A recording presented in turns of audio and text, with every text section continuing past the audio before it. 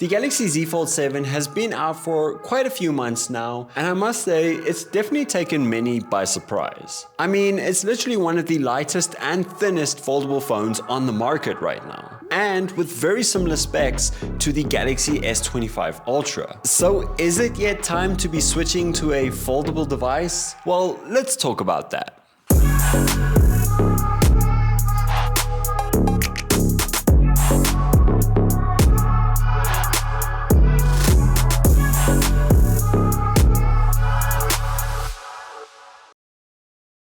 Now I must say, when I first got my hands on this device, I couldn't believe how thin it was. When I folded it open and I saw how paper thin this was, I just couldn't believe it. What also really surprised me was the fact that this phone only weighs 215 grams, which the S25 Ultra weighs 218 grams. Yes, this thing is lighter than my S25 Ultra. Can you believe it? Especially for a phone that's supposed to be as powerful as the S25 Ultra.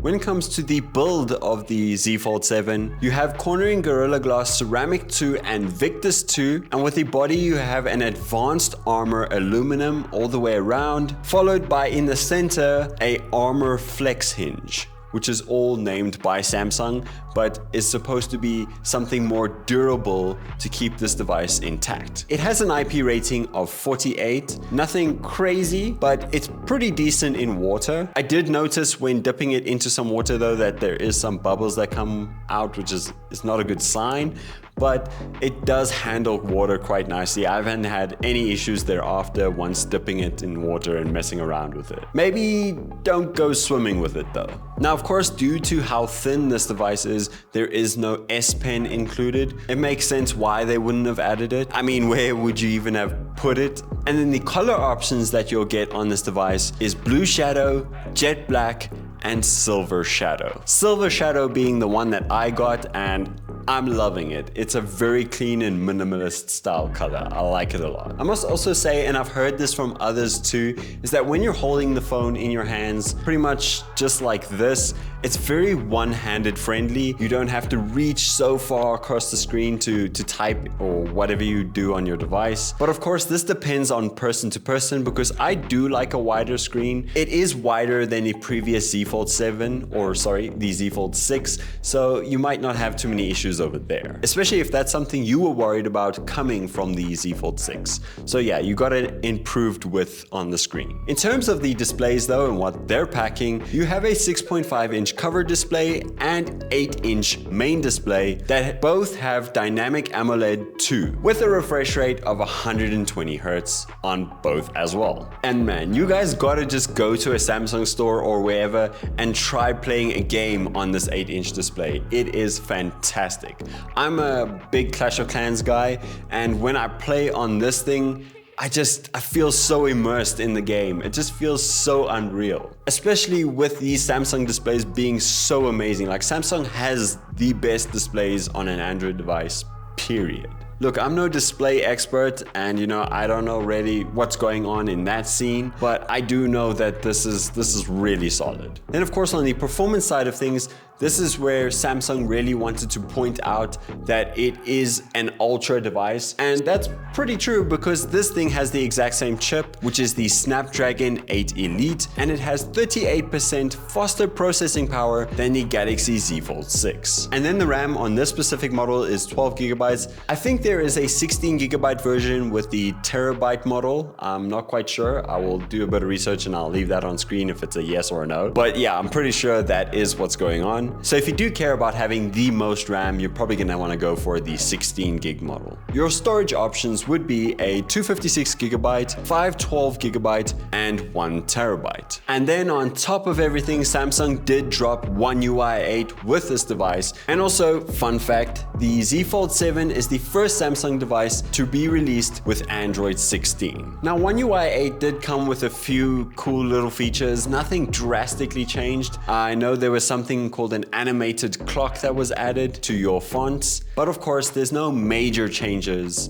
just yet. Now I want to give you guys an idea of the power on the Z Fold 7 since it has the same chip as the Galaxy S25 Ultra. So what I did was I fired up 3D Mark on both phones and I did a stress test. Here you can see I got a score of 24,046 at best and 11,844 on the lowest score. And to see how well the Z Fold 7 matches that, I decided to run that same test again and it got 19,798 on the best score and 11,680 on the lowest score. Now yeah, you may notice that there's quite a big difference there. Also some information just to add, the heat levels of both devices, starting off with the S25 Ultra was 27 degrees starting heat and then it went to 43 degrees at the end. Then on the Z Fold 7 we got 28 degrees starting heat and it went all the way to 36 degrees at the end. Now the reasons I believe that the Z Fold 7 performed worse than the S25 Ultra is because one, the Z Fold 7 has a larger screen, so it has more quality that it's got to push out. There's a lot more to that. But is it bad? Definitely not. I think 19,000 is still a really decent score, especially for a device as thin as this with a chip as powerful as that. I mean, you're not getting all the power you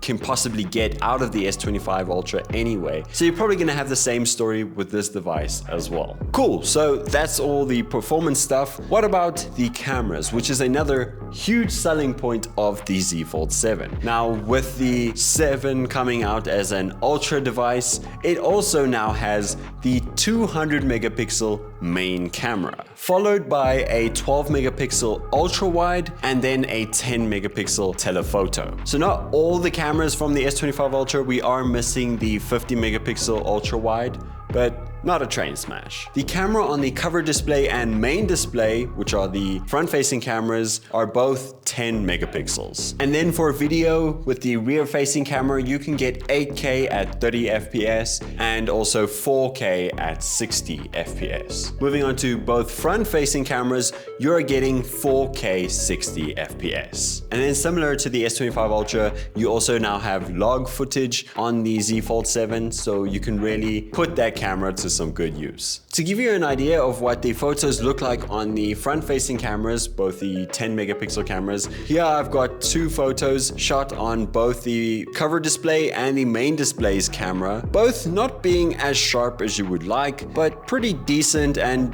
definitely usable in my opinion. Then moving on, we have the 200 megapixel photo that I took here of this little Lego Formula 1 car, and this is just insane. Again, you can't beat this 200 megapixel camera. I also then shot this photo of a little yellow duck on the 50 megapixel camera, which also, again, really great. So if you don't want to keep using that 200 megapixel camera to fill up your storage and you want something a bit lighter, then you're still gonna do well with the 50 megapixel side of things. Now let's talk about something everybody's been a bit disappointed about, and that's the 4400 milliamp hour battery. Now I do understand, yes, Samsung could have gone with a different battery which would have been larger but been able to fit inside this device, but this would mean they would have to choose a battery that, you know, it's been tested, but it's not foolproof. And I understand why Samsung is doing this. They don't want to see any issues come up with the battery. But what they've opted to try and do is really use the AI capabilities